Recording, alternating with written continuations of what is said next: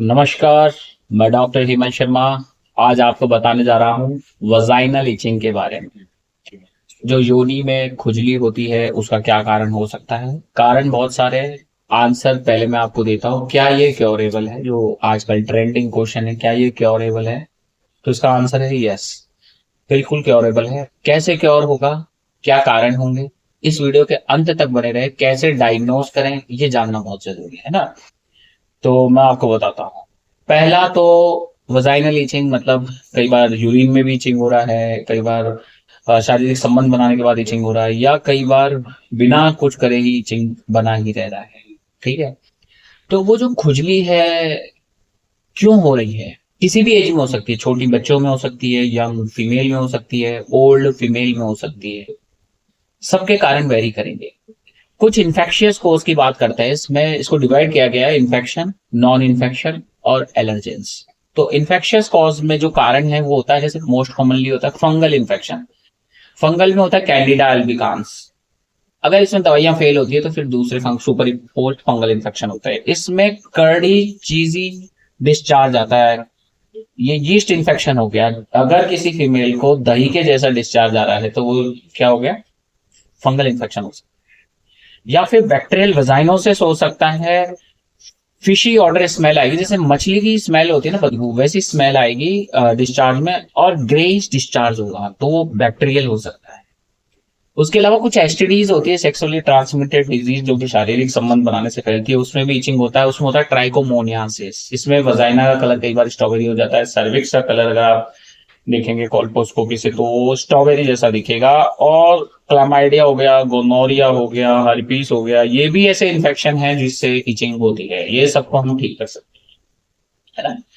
एक होता है नॉन इन्फेक्शियस कारण, ओल्ड एज, बढ़ती उम्र के साथ। जैसे कि आप बोलेंगे कि एस्ट्रोजन डेफिशिएंसी हो गया, हार्मोन डेफिशिएंसी एक ओल्ड एज में, तो उसे क्या होगा, एट्रोफिक वेजिनाइटिस होगा। वहां पे ड्राइनेस के कारण खुजली होता है। ठीक है। या फिर नॉन एलर्जिक में हम ये बोलेंगे, जैसे सोप यूज कर लिया, कोई ऐसा सोप आपने जेनाइटल पे लगाया है, ऐसे कोई वॉश आपने लगाया जिससे एलर्जी हो, या कोई ऐसा डिटर्जेंट, या फिर कोई ऐसा परफ्यूम। ठीक है, ये ऐसी चीजें आपने यूज की है, या आप अनहाइजीनिक गंदा अंडरवियर पहन रहे हैं, या उसका कपड़े का क्वालिटी अच्छा नहीं, तो ये सारी चीजें हो। उसके अलावा मेनापॉज आ गया फीमेल को तो ड्राइनेस होगा, जो मैंने बताया था। कोई स्किन की बीमारी है जैसे हिजेमा है, उसके कारण भी वजाइनल हो सकता है आपको। लाइकेन स्क्लेरोसिस है, सोरियासिस है ना। कई बार कई माइट्स भी होते हैं जिनके कारण वहां पे इचिंग होती है। उसके अलावा पुअर हाइजीन, अगर आप हाइजीन मेंटेन नहीं कर रहे हैं, यूरिन होल्ड कर रहे हैं, तो भी आपको हो सकता है। और एक और तरीका है वजाइनल ईचिंग होने का, एक्सेसिव वॉश।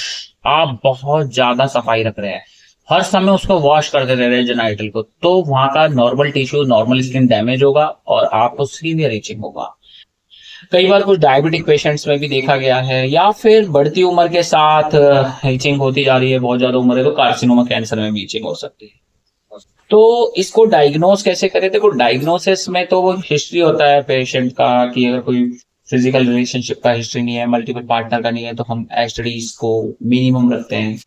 ठीक है। उसके अलावा कोई सोप यूज करने का हिस्ट्री हो, वो चीजें देखनी पड़ती है। उसके अलावा कोई स्किन डिसऑर्डर तो नहीं है पेशेंट को, कहीं और बॉडी में सिम्टम तो नहीं है।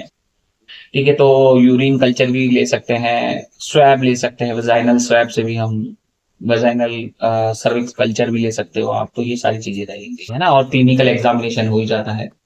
अब बात करते हैं इलाज की। इलाज में अगर फंगल की वजह से है तो एंटी फंगल देंगे, बैक्टीरिया की वजह से है तो एंटी बैक्टीरियल देंगे। कई बार इनमें रेजिस्टेंस होता है दवाइयों में, तो वो काम नहीं कर रही, तो फिर हम दूसरी दवाई पे आते हैं। कुछ केसेस में एलर्जिक फैक्टर्स को हमें रिमूव करना है। कहीं हाइजीन मेंटेन नहीं हो रहा तो प्रॉपर हाइजीन मेंटेन करना है। कुछ केसेस में न्यूट्रिशन सीवियरली डेफिशिएंट है तो न्यूट्रिशन हमें मेंटेन करना होगा पेशेंट। ठीक है। तो बहुत सारे फैक्टर हैं, जो भी कॉज है कॉज को ट्रीट किया जाएगा। वजाइनल ड्राइनेस है तो एस्ट्रोजन टॉपिकल क्रीम्स वगैरह भी यूज की जा सकती है, पर आपको खुद से कुछ भी नहीं करना है। ऑलवेज टेक एक्सपर्ट ओपिनियन और एक्सपर्ट चॉइस। ठीक है।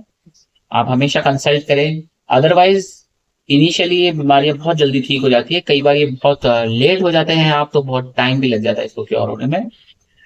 वायरस की वजह से है तो एंटीवायरल देंगे, है ना। तो ये सारी चीजें रहेंगी। अगर आपको भी वजाइनल इचिंग है तो मैं आपको बताता हूँ इसका जो मेन ट्रीटमेंट है वो है इम्यूनिटी पे वर्क करना। अगर आपका इम्यून सिस्टम अच्छा है, आपका हाइजीन अच्छा मेंटेन है, आप अच्छा अंडरगारमेंट्स वगैरह पे वियर करते हैं, पसीने का ज्यादा नहीं आता है, एक अच्छा एटमोसफियर में रहते हैं, मल्टीपल पार्टनर्स नहीं है, तो ये चीजें बहुत इजीली क्योर हो जाती है।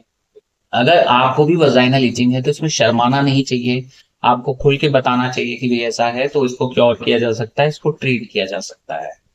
और एक चीज का और ध्यान रखना है, अगर खुजली होती है तो खुजालना नहीं है, वहां पे इचिंग नहीं करनी है, आपको स्क्रैच नहीं करना है, वरना वहां पे घाव हो जाएगा, इन्फेक्शन हो जाएगा। तो ये सब चीजें क्योरेबल होती है, लुब्रिकेंट्स, कैलामाइन, एलोवेरा जेल, बहुत सारी चीजें हम यूज कर सकते हैं, पर वो डिपेंड करता है किस चीज के लिए कब यूज करना है। हमेशा कारण को ट्रीट किया जाता है, ऐसे अननेसेसरी कोई भी दवाई नहीं लेनी है आपको। वीडियो अच्छा लगता है तो आप लाइक कर दें, चैनल पर नए तो सब्सक्राइब करना ना भूलें। और अगर आपको भी ऐसी बीमारी है और आपको अपॉइंटमेंट चाहिए तो इस वीडियो के डिस्क्रिप्शन में मेरा व्हाट्सअप नंबर अवेलेबल है, आप वहां जाएं, मैसेज करें और अपना अपॉइंटमेंट बुक कर सकते हैं। Thank you. धन्यवाद।